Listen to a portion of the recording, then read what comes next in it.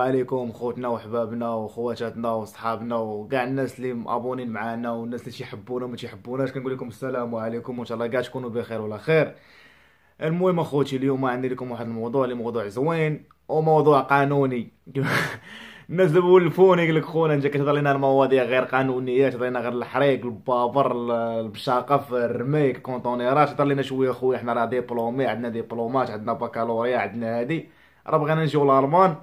الالمان هي اللي باقا فيها الضوء في الاوروب، راه بغينا نجيو نخدموا. الدبلومات ديال المانيا معترف بهم في العالم كامل، وراه كيما نقولوا حنايا التعليم والتكوين المهني راه فيها مزيان.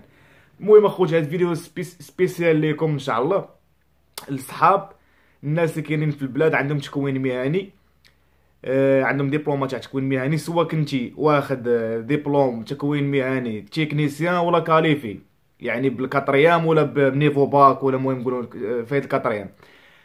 كيما كتعرفوا اخوتي، في المانيا راني ديجا هضرت عليها والناس بزاف هضروا عليها.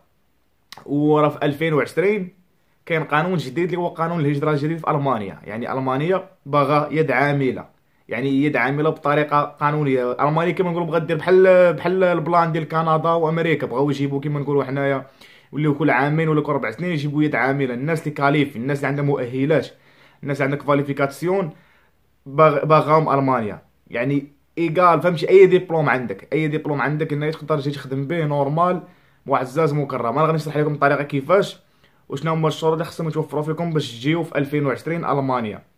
الناس اللي عندها تكوين مهني، اللي قرات في البلاد، قرات تكوين مهني وعندها دبلوم، خصك اخويا تقرا اللغه. هذه اول حاجه ضروريه، اللغه المينيموم، يعني اقل حاجه مستوى البي اينز، هو بي واحد. يعني راه كيما في اي مدينه تقريبا، كاع المدن الكبار بحال الرباط، كازا، فاس، المهم كاع المدن الكبار كيكونوا معاهد تعليم اللغه الالمانيه. راه كاينين جوج معاهد، كاينه جوتا انستيتوت وكاينه او اس تي، هذاك بحال قلتي المعهد النمساوي السويسري لتعليم اللغه الالمانيه. هادو راه معروفين تما، كتمشيو تما كتقراو. المهم هاد الكورس هذا، هاد الدروس ما تكونوا تقريبا شي 5 شهور ولا 6 شهور، كتقراو دروس، من بعد كديروا الامتحان. كتخلصوا كتقام على القضيه كامله، كتقام لكم بواحد 3000 درهم و 3500 درهم باش تقراو هاد الكورسات كاملين وتاخذوا الدبلوم ديالكم. يعني ماشي شي امتحان صعيب، ولكن كما نقولوا هاد الامتحان هذا هو اللي غادي يخول ليك ولا غادي يسرح لك الطريق باش تجي لالمانيا. هذا الشرط الاول.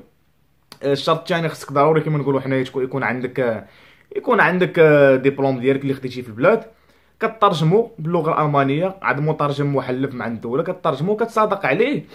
وهذه كما نقولوا هذا الشيء راه خاصكم ديروه قبل من 2020، يعني قبل من يبدا القانون. يعني انت اخويا راه مازال عندك الفرصه تقدر تمشي تقرا اللغه باش 2020 ولا 2021 تكون كما نقولوا حنايا بري، باش تجي كما نقولوا حنا غير تدفع ان شاء الله يقبلوا لك الفيزا. المهم القانون راه مازال ما بداش اخوتي، راه غير هاد الشروط هما اللي خاصهم يتوفروا في هاد الناس اللي باغيين يجيو لالمانيا. قلنا دابا، قلنا خصك يكون عندك امتحان ديال البي اينز البي واحد، ويكون عندك ديبلوم ديالك، وخصك واقيلا فلوس اللي غادي يكفيوك 6 شهور، لانه المانيا غادي تعطيك فيزا ملي غيبدا القانون. المانيا تعطيك فيزا فيها 6 شهور، وانت خصك هذوك 6 شهور اللي غتجي في المانيا تصرف على راسك. شحال خصك ديال الفلوس مازال ما قالوش، هادشي غادي يخرج على 2020 ان شاء الله، يخرج البيدجي. المهم غير الشروط هادو خصكم كيما نقولوا حنا يتوفروا فيكم، لانه اهم شيء فهادشي كامل هو الامتحان ديال البي اينز. المهم هادي دابا هضرت انا على الناس اللي عندها ديبلوم، يعني اللي عندها تكوين مهني في البلاد، عندها ديبلوم تكوين مهني في البلاد. دابا غادي نهضر على الناس اللي ما عندهمش تكوين مهني وتحت من 25 عام، يعني الناس اللي عندها 25 عام ولتحت. الا ما كان عندكش تكوين مهني خصك انت تقرا غير اللغه، ولا انت تقرا غير اللغه البي، مستوى البي اينز بي واحد، وخصك فلوس لا يكفيوك في 6 شهور.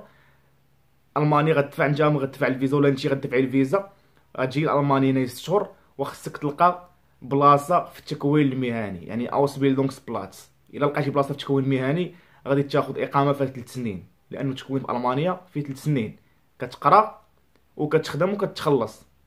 المهم على حساب الحرفه ولا الحرافي اللي مطلوبين في المانيا بزاف. المهم نضل لكم انا الحرفه اللي تقدر غير الدفع يقبلوك هي رعايه المسنين، الالتن فليغا، يعني رعايه يعني انت كتعتني بدوك الناس الكبار، لانه كما كنعرفوا المانيا راه فيها نسبه الشيخوخه بزاف، راه اكثر من 50% هنايا فوق 65 عام 70 عام. هاد الحرفه هادي الا دفعتوا ليها راه مطلوبه خوتي بزاف، وراه سواء الدريات ولا الدراري لانه الالمان ما كيبغيوش يخدموا فيها، لانه كيعرفوها راه حرفه كما نقولوا حنا ماشي سهله، ماشي سهله وماشي صعيبه، غير كتكون كتبغي الصبار كما كتعرفوا خصكم تتعاملوا مع دوك الناس الكبار، يعني خصك تصور اي طريقه. يعني عادي اصلا في هذا حرفه في الازر تعاون الناس، تمشي معاهم للحمام، تبدل لهم ليكوش وكذا، ولا نتوما راه تعرفوا هذه القضيه ديال رعايه المسنين. كما قلت لكم اخوتي، وزيد عاوتاني الحرفات اللي مطلوبين بحال الميكانيك، ميكانيك سيارات، تقني سيارات، اللي كما تعرفوا المانيا راه هي كما نقولوا حنا البلاد الاول اللي تصنع السيارات في العالم. يعني الطوموبيلات عندهم راه كيصنعوهم بحال الشوكولات، يعني فولكس فاغن، اودي، مرسيدس، بي ام في، يعني هادشي كامل عندهم هنايا. خاصهم الناس تقنيين، يعني تقني سيارات ولا ميكانيك تجي هنايا تخدم بصالير زوين، وتخدم كما نقولوا حنا مغمض عينيك. ولكن راه اهم شيء اخوتي هو ولا داك البي اينز، لانه داك البي واحد انا في المانيا راه عندهم كما نقولوا غير محاربه الاميه. يعني انت ملي كتشد الدبلومات راه ماشي كتقول صافي راني كنحكي اللغه بيرفكت، لا، راه غير هذا الامتحان هذا يعني كيعطيك واحد المانيا كتاخذ لك واحد الصوره بانك نتايا راك تعرف تكتب، تعرف تقرا، تعرف تهضر مع الناس، تعرف تفهم الناس. فهمتوني اخوتي؟ ماشي راه كاين البي، كاين الا اينز، الاتسفاي والبي اينز، البي تسفاي والسي اينز والسي تسفاي. يعني راه كاينين نتوما راه خصكم دابا غير البي واحد.